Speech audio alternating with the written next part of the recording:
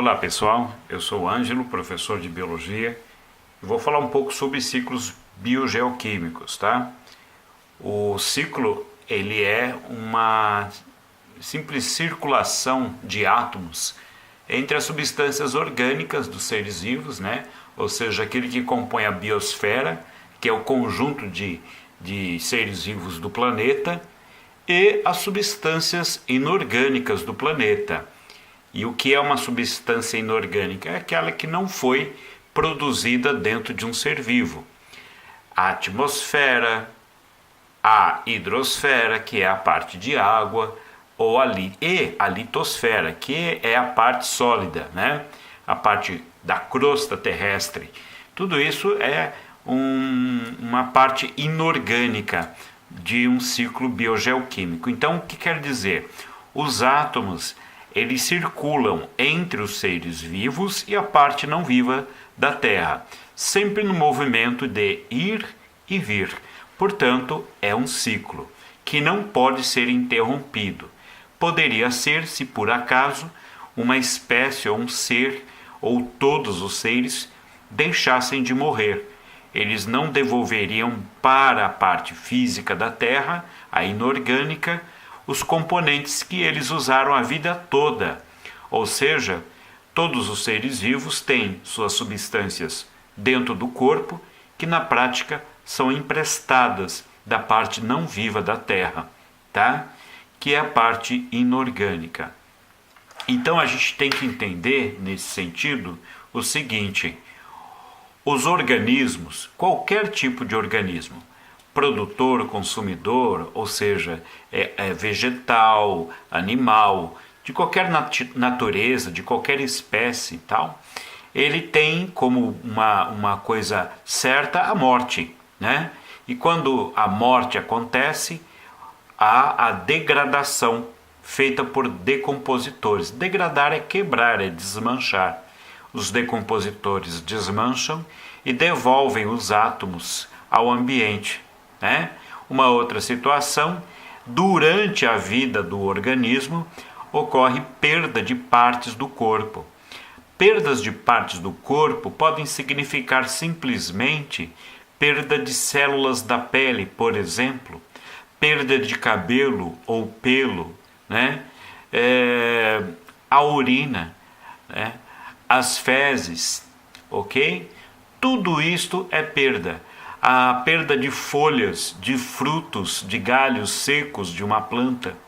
Tudo isso é perda de partes do corpo, que são degradadas, e os seus átomos são então separados daquela massa de ser vivo, né? Que era viva, agora é morta, e passa a ser devolvida para o meio ambiente. Então, esta é a dinâmica de um ciclo biogeoquímico, qualquer que seja o ciclo, tá?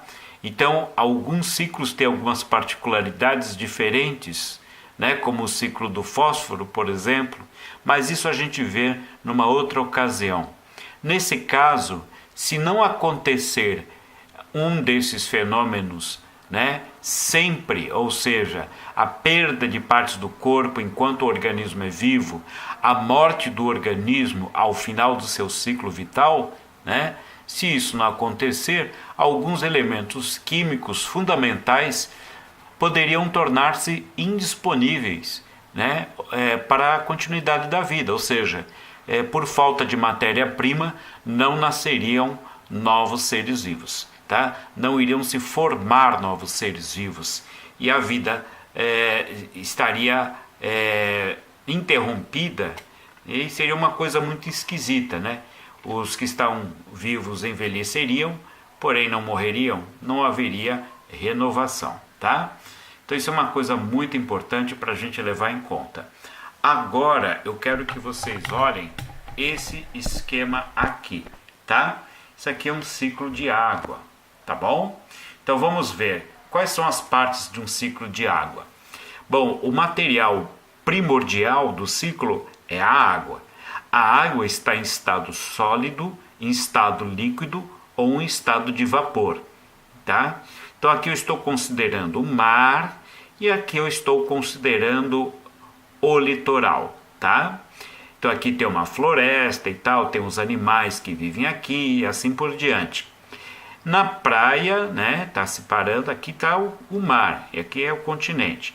Então no mar você tem lá os seres vivos que vivem no mar e tudo mais, etc. Porém, vamos levar em conta que a maior parte da superfície do planeta é coberto de mar, de água salgada, tá? Então o que acontece muito durante o dia é a evaporação em maior quantidade do mar do que da própria Terra, tá? Bom, aí como funciona? A água esquenta, né? Por conta da radiação solar, ocorre a evaporação, formam-se as nuvens, que depois se condensam e formam chuva e voltam para a superfície, seja ela do mar ou de um continente. Este ciclo ele não envolve nenhum ser vivo, planta ou animal, né? Então ele é um pequeno ciclo, pois nele acontecem apenas fenômenos físicos, não tem fenômenos biológicos. Mas será que não pode acontecer um outro tipo de ciclo? Pode. Primeiro vamos entender isto aqui. Aqui eu coloquei uma floresta, aqui tem os animais e tudo mais. Se por acaso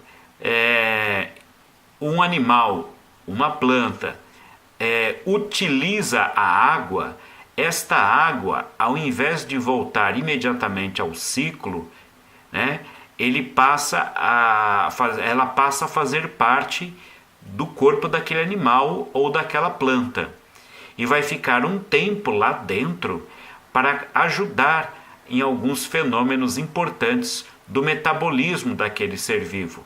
Ou seja, as coisas, os fenômenos químicos que acontecem dentro de plantas e animais e que garantem a vida, elas são chamadas de metabolismo.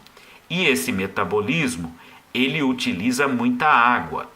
Alguma parcela da água vai ficar para sempre, né, dentro de um ser vivo, porque vai ser transformada em outra coisa.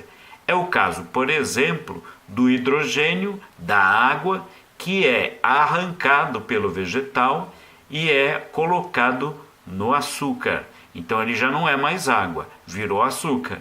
Mas uma boa parcela da água é devolvida para a atmosfera através da transpiração, que acontece principalmente, né, nas superfícies das folhas, onde existem estruturas especiais para o controle da transpiração, que são chamadas de estômatos.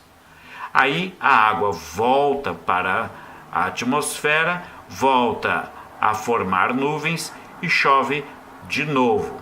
Imaginem vocês, as plantas, como árvores, são muito importantes para o equilíbrio desse processo. Se você tirar a planta, não vai ter essa passagem, não vai ter a transpiração e a água vai ficar sempre retida no fundo da terra. E também, se não tiver a cobertura vegetal, a água passa diretamente para o solo, né?